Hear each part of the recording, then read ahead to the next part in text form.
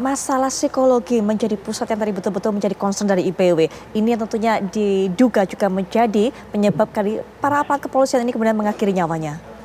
Ya, jadi kalau saya berfokus pada dugaan bunuh diri. Betul. Meskipun itu masih katakanlah masih diperdebatkan.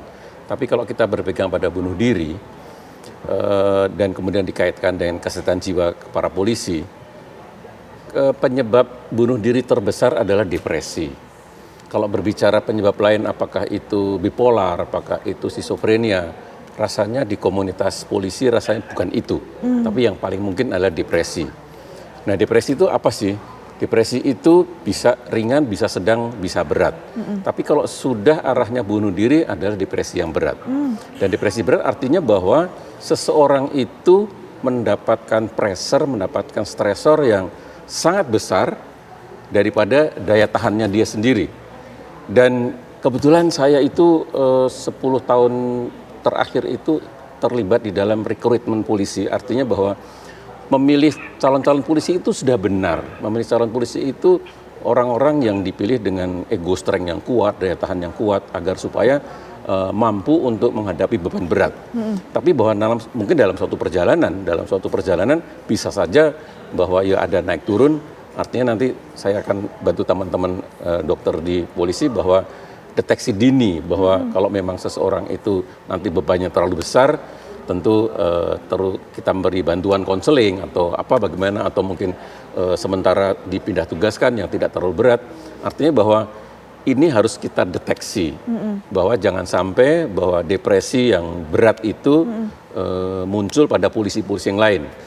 Nah, kalau tadi dikaitkan dengan depresi, tentu juga bahwa bisa saja bahwa itu tugas polisi, bisa juga masalah non polisi, apakah keluarga, apakah saudara, dan tentu ini perlu dilakukan suatu survei bahwa apa saja tugas-tugas kepolisian yang memang menjadi sangat berat bebannya. Baik. Tentu ini akan nanti bisa menjawab bahwa apa saja yang bisa menimbulkan stresor, dan tentu nanti juga di dalam rekrutmen untuk masuk di reserse kah atau mungkin penyidik atau bagaimana, bahwa kita harus memilih bahwa polisi-polisi yang memang mempunyai daya tahan yang sangat kuat. Baik Pak Wahyu, ini juga membuat kita sadar betapa pentingnya deteksi dini begitu. Lalu bagaimana sebenarnya saat ini pengawasan melekat? Atasan apakah kemudian tidak peka dengan perubahan yang ada di bawahannya? Dan kemudian apakah tidak ada tenaga-tenaga psikolog ataupun konseling untuk aparat kepolisian? Tapi nanti mungkin Pak Wahyu bisa diberi informasi kepada kami mengenai hal ini. Kami akan segera kembali saat lagi.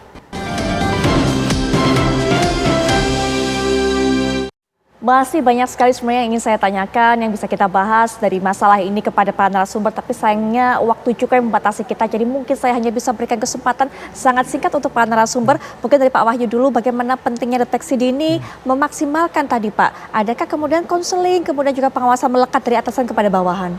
Saya kira ini penting, tadi dokter menyebutkan depresi yang bisa, deteksi dini bagus, tetapi karena lingkungan kerja, kemudian fungsi polisi kan berbeda, ada serse, ada lalu lintas, ada apa yang di Sabara, itu kan beda juga karakternya. Sehingga saya kira secara reguler harus ada asesmen rutin, juga belum lingkungan. Dia ketemu dengan teman di lain, komunitas lain, tentu kan reaksinya kan berbeda. Ini menjadi penting karena kerja polisi itu kerja yang harus bersikap selalu melindungi, melayani, mengayomi kepada publik. Dia harus bisa berbaik hati, sementara tekanan kerjanya tinggi. Betul. Nah, belum lagi nanti lingkungan, godaan-godaan macam-macam ini semua mempengaruhi hal. Belum lagi masalah di luar tugas polisi, keluarganya, anaknya, istrinya, itu kan pengaruhnya banyak sekali. Saya kira deteksi dini sejak awal, tapi secara bertahap itu harus selalu ada asesmen rutin untuk melihat stabilitas kejiwaan, saya kira. Stabilitas kejiwaan, baik.